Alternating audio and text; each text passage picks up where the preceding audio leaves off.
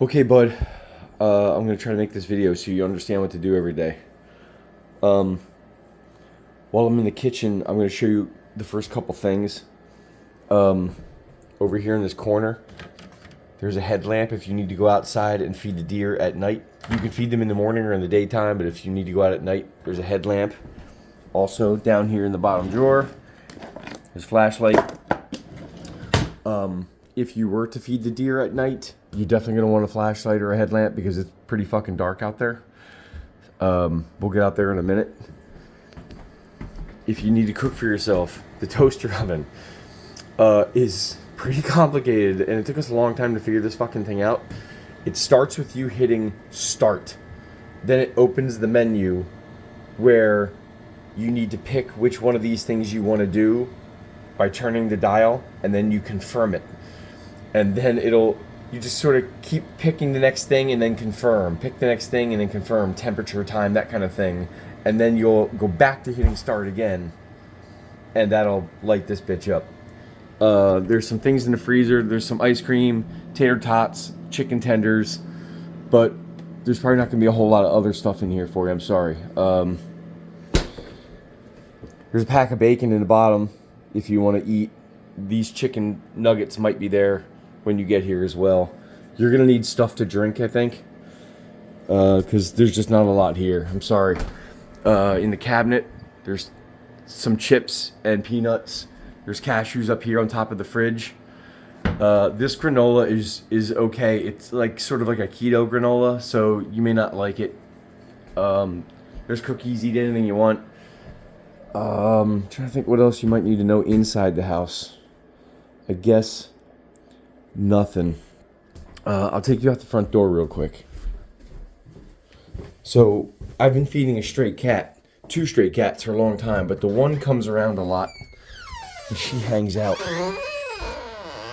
I built her a little hut that I don't know if you can see.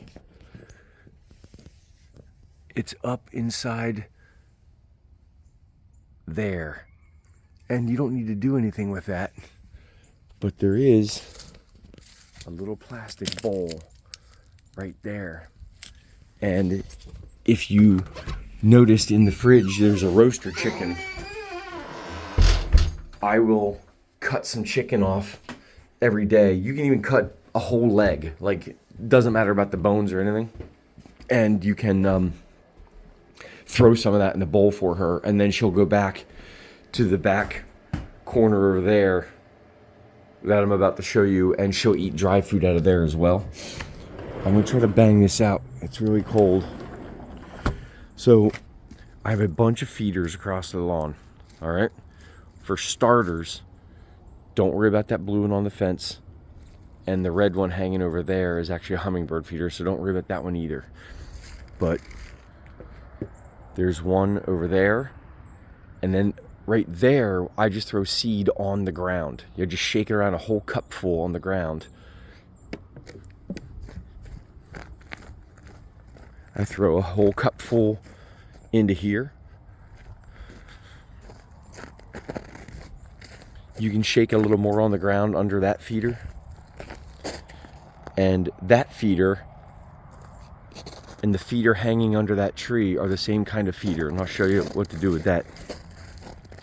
I'll just shake a bunch all over there. You can't miss where to shake it on the ground. There's just tons of shells from the bird seed. Shake a little bit here by this stump. Shake a bunch in here. Take a whole cup full, a black cup. You'll see the black cup, you can't miss it. Throw a whole black cup under there, just spray it. And then fill this thing, and this is how you fill these feeders. You literally just take the lid and pull it back. And you just pour the cup. Just pour it and fill it. That's how easy that one is. And then I'll stay with the birds. There's this wooden box right here. If there's like a bunch of empty shells, just sort of throw them on the ground, lift the lid, fill that thing up.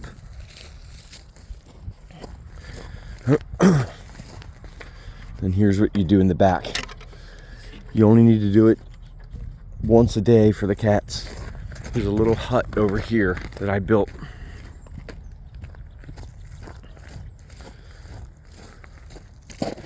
so that they can eat in peace. And there's just a silver bowl in it. You don't have to do anything but take a cup full of this food and throw it into that chrome dish.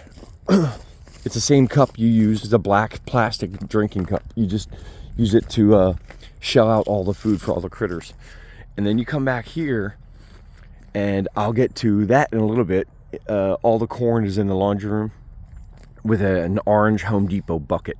You'll fill that bucket like 1/3 of the way, and you'll come out here. Now, you can barely tell, but there is piles and piles and piles of deer shit. So the trick is to find a fresh place to put the corn. So I would recommend coming back here beyond this furthest stick, and that whole area back there, you can shake it out. Just shake it out softly into a line, like a big long line. Or come over here in this muddy area right on the other side of my fence. I haven't fed them over here in like a long time. You could like throw a bunch of it out here. Try to keep it out of this thick stuff, or else they have a hard time getting to it. I think, I'm not sure. I think a lot of the snow will be gone by the time you get here. When you come out, like I said, you might want a headlamp, you might want a flashlight. And then the other thing you'll notice if you come out with a light, if you feed them at night. And again, you can throw all this corn in the afternoon if you wanted to. You throw it in the morning, it'll sit there all day till they get here. But when you leave Sunday night, I want you to feed everybody before you go. And it's very possible you see like 10, 12 sets of eyes, glowing green eyes with the flashlight out here, because they literally come out at like 8, 9 o'clock and they wait for me to feed them. So don't be spooked. They won't come running at you. They'll usually kind of run away a little bit before they come over. By the time you get to the house after throwing the corn at night, if you take the flashlight from the back porch and look, you'll see them all. You'll see anywhere from 5 to like 10 of them out there eating. So I got this shed. I don't think you've seen it. Inside the shed is the bag of cat food. Here's a big tub with bird seed, which I'm going to really fill up, so you shouldn't have to fill it at all. I just used the big blue scoop to fill this plastic tub, and then this is the cup I keep talking about. So you'd use the cup to fill all the bird feeders and take the cat food to the back. It smells like bleach in here because I had a chemical leak of some sort of algae cleaner. So don't let the bleach smell like freak you out.